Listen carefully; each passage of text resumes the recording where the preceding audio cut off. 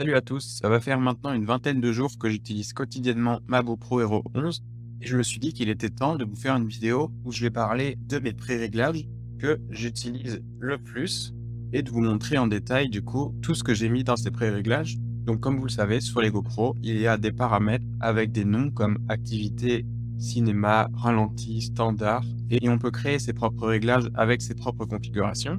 Et après avoir utilisé ma caméra pendant ces 20 derniers jours, je pense avoir enfin les réglages qui me conviennent le plus. Les réglages que je vais vous montrer, c'est pour moi les meilleurs, mais peut-être qu'il va y avoir des différences en fonction des activités ou des sports qu'on pratique. Évidemment, on ne va pas avoir les mêmes besoins si on fait par exemple du vlog de voyage ou du kitesurf. Moi, je vais vous expliquer ce que j'utilise pour surtout documenter, faire de la vidéo du quotidien, de voyage, des plans cinématiques et filmer aussi en basse lumière et en intérieur. C'est les choses que je fais le plus. Donc, ça va être des réglages qui sont principalement pour ces activités-là. Donc, on va regarder la caméra et je vais vous expliquer un à un mes différents réglages que je me suis fait. Je les ai pas mal modifiés et maintenant, je pense vraiment avoir un résultat qui me convient et surtout que je peux utiliser tous les jours sans avoir le besoin de retourner dans les réglages pour changer quelque chose pendant que je suis en train de shooter mes vidéos. Donc, on va passer sur la caméra. Donc voilà, on est sur ma GoPro. Quelque chose que j'ai pas précisé, mais je vais parler uniquement des modes vidéo. Donc, on verra plus tard dans une autre vidéo pour les modes photo et les modes timelapse. Alors premièrement, je vous recommande d'aller dans les paramètres ici et de choisir d'abord mode vidéo le plus élevé. Je vous conseille d'être dans cette configuration-là pour avoir tout simplement des vidéos de meilleure qualité. Et pour les commandes, je vous conseille d'être en pro où vous allez avoir accès à toutes les configurations possibles. Donc voilà, une fois qu'on a fait ça, je vais revenir dans mon mode vidéo et je vais vous montrer mes différentes préconfigurations et à quoi elles me servent. En première, j'ai choisi la configuration activité, qu'en gros, je vais utiliser pour des activités de tous les jours. Vous pouvez choisir un nom différent en fonction de ce que vous faites. Moi, c'est juste que activité, je trouve que ça convient bien. Donc, en gros, ça va être pour tout ce qui est documentation. Comme un peu, j'utiliserai mon smartphone pour faire des vidéos. Donc, je l'ai mis en premier. Pour pouvoir les déplacer, vous pouvez appuyer ici sur les deux flèches. Et après, en restant appuyé sur une des configurations, on peut les mettre dans son ordre de préférence. Et aussi, pour préciser, dans mes préférences, je me suis mis en 50 Hz et pas 60 Hz parce que je suis en Europe et que c'est la norme. Donc c'est pour ça que, par exemple, au lieu d'être en 30 images par seconde, je vais être en 25. Au lieu d'être en 60, je serai en 50. Voilà, c'est juste une norme pour éviter les scintillements de lumière dans ces vidéos. Donc comme je disais, activité, c'est mon premier choix. Donc généralement, quand je prends ma caméra, j'ai besoin d'être dans ce mode le plus rapidement possible. Je vais vous montrer donc les choix que j'ai faits. Comme vous pouvez le voir, format d'image, je suis en 16/9 parce que c'est le format standard, donc c'est ce que j'ai choisi pour ce mode. Après, en résolution, je suis en 4K. Pourrait être en 5.3K, mais ça va faire des fichiers qui sont beaucoup plus lourds et il va y avoir d'autres problèmes avec le 5.3K, dont je vais parler un petit peu plus tard par rapport à la basse lumière. Mais en gros, le format que j'utilise le plus, c'est le 4K. Pour avoir des fichiers qui sont en bonne qualité, mais en même temps qui font durer la batterie un petit peu plus longtemps et qui ne prennent pas trop de place sur mes cartes SD. Ensuite, en nombre d'images par seconde, le plus souvent, je vais être en 25. Donc 4K 25, c'est la norme de toutes les vidéos que je filme. Mais par rapport au nombre d'images par seconde, je vais vous montrer quelque chose. Du coup, tout en bas du menu des pré-réglages, on peut choisir les raccourcis qu'on veut sur son mode. Et j'ai mis en bas à gauche le raccourci ralenti. Donc c'est-à-dire que si à tout moment dans ce mode, j'ai besoin de faire un ralenti, j'ai le raccourci qui est juste ici et je peux passer de 25 à 50 images par seconde ou à 100 images par seconde. Si à un moment je veux filmer quelque chose où il va y avoir beaucoup de vitesse, je peux augmenter très rapidement et passer en ralenti x2 ou en ralenti x4 en 100 images par seconde. Donc avoir cette option de ralenti juste ici, ça me permet d'avoir qu'un seul pré-réglage pour mes activités normales et mes activités qui vont avoir besoin d'être après ralenti, donc de faire du slow motion. Mais de base, je reste en 25 images par seconde. Maintenant, par rapport à l'objectif, je suis en linéaire et verrouillage de l'horizon. Donc linéaire, c'est pour avoir juste un objectif qui est un peu plus plaisant à regarder que la déformation d'un objectif fisheye. Comme ça, je n'ai pas besoin de faire une correction d'objectif pendant le montage. Donc mon image est prête à être postée si j'en ai besoin. Et le verrouillage de l'horizon, comme ça me permet de moins me soucier de comment est-ce que je tiens ma caméra, puisque mon but, c'est de pouvoir être prêt très rapidement à filmer quelque chose. Donc ça me permet d'être rapide et d'avoir des images qui sont prêtes à poster, parce que je n'aime pas trop le look fisheye des GoPro. Ensuite, pour la stabilisation, je suis en mode Auto Boost, donc le level le plus haut de stabilisation des GoPro 11. En gros, c'est la stabilisation tout le temps activée, mais comme c'est dit ici, un recadrage dynamique. Donc quand la caméra a besoin, elle passe en mode boost et quand il y a moins de mouvement, elle reste en stabilisation normale. Donc avec cette caméra, c'est vraiment le mode de stabilisation que je recommande parce que comme ça, on n'a pas besoin d'y penser, on est juste en auto boost et on laisse la caméra gérer. Ça aussi, ça me permet de pouvoir faire des images soit en mouvement, soit à l'arrêt sans qu'il y ait besoin d'une grosse stabilisation et sans avoir à modifier les réglages pendant que je suis en train de shooter. Donc c'est aussi très pratique. Pour ce qui est capture planifiée, durée, insight et retardateur, j'ai tout de désactivé parce que c'est pas des options que j'utilise. Et maintenant, on va dans les réglages ProTune. Donc en gros, les réglages manuels. J'ai le mode 10 bits qui est activé pour avoir un petit peu plus de marge quand je fais mes retouches de couleurs sur ordinateur.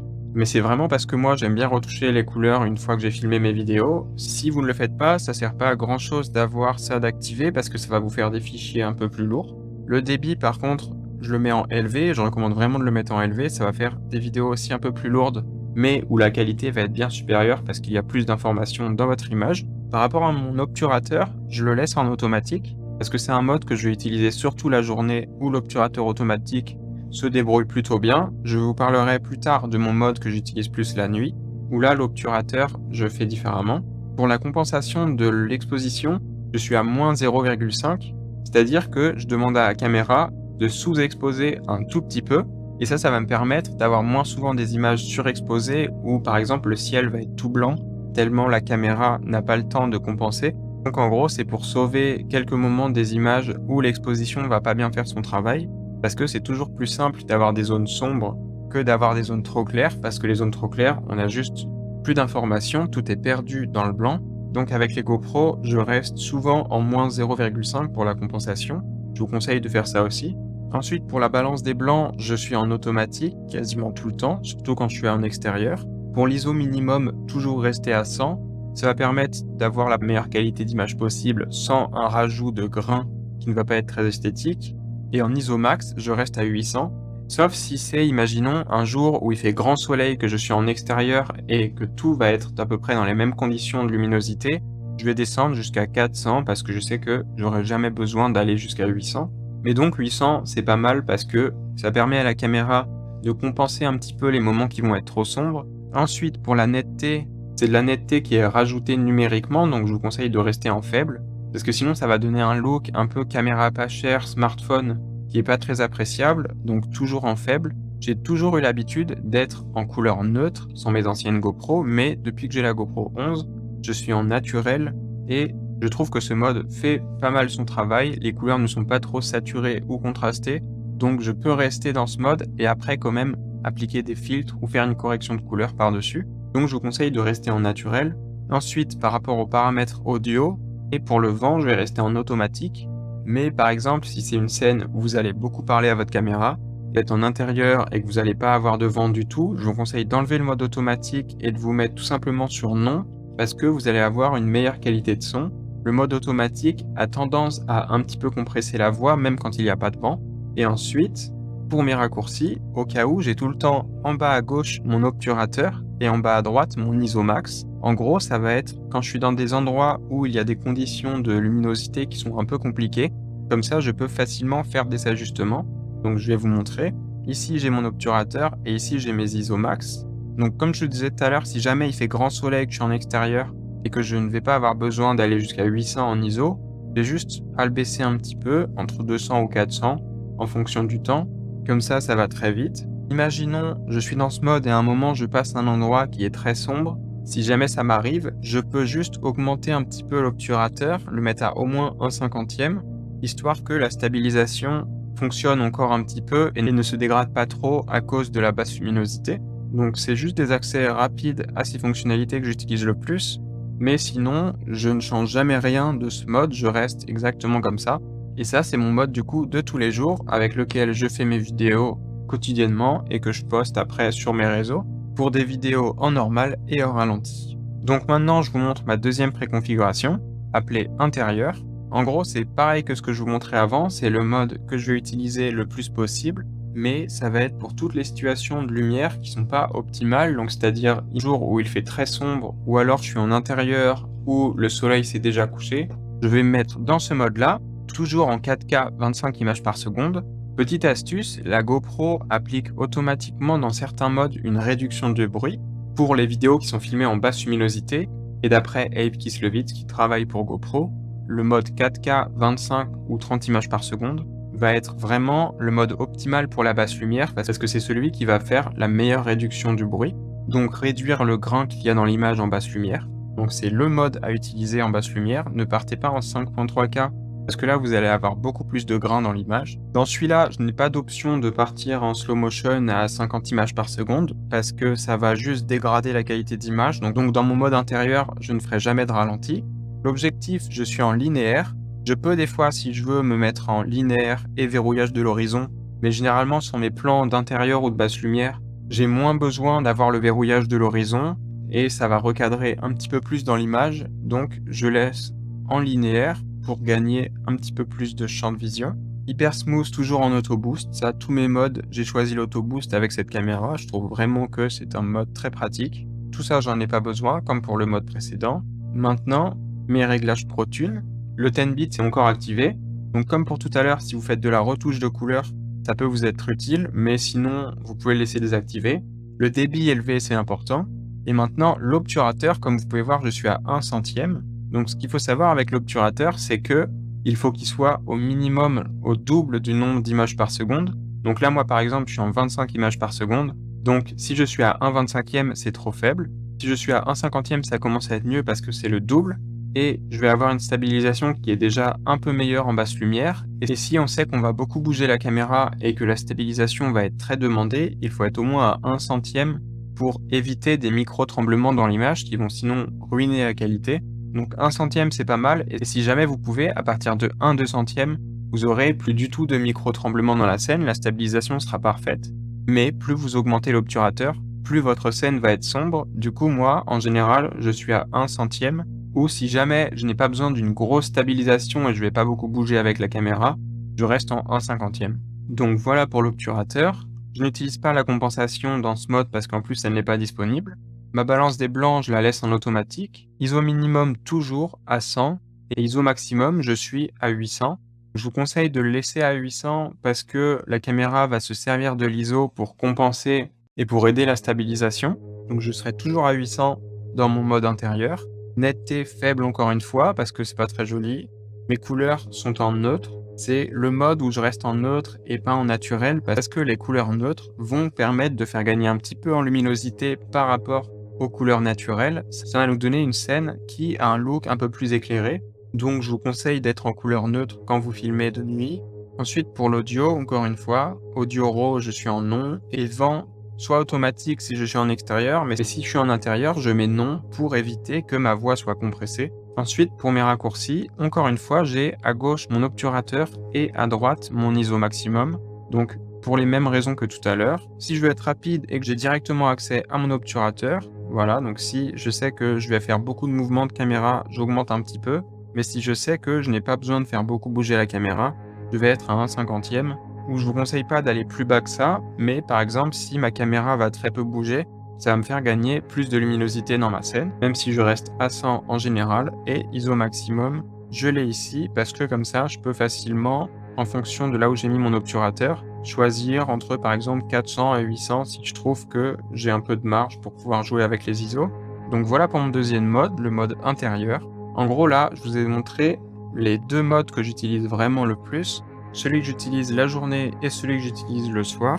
Et maintenant, je vais vous montrer deux modes additionnels, mais un peu plus spécifiques. Donc j'ai le mode surfixation. D'ailleurs, si jamais vous vous demandez comment est-ce que j'ai mis des noms aux différents pré-réglages, en fait, si vous allez ici, que vous faites créer un nouveau pré-réglage, vous choisissez tout ce que vous voulez, et après, avant de le valider, ça va vous proposer quelques noms que GoPro a déjà mis dans sa caméra. Donc vous pouvez seulement choisir entre ces modes, et du coup, j'essaie à chaque fois d'avoir soit le mot correspond plus au mode, soit un moyen mémotechnique pour m'en rappeler. Donc par exemple, moi là, le mode surfixation, ça va vouloir dire, en gros, ma caméra est sur trépied, donc je ne l'ai pas en main, elle est posée quelque part et immobile. Donc je suis en 16/9.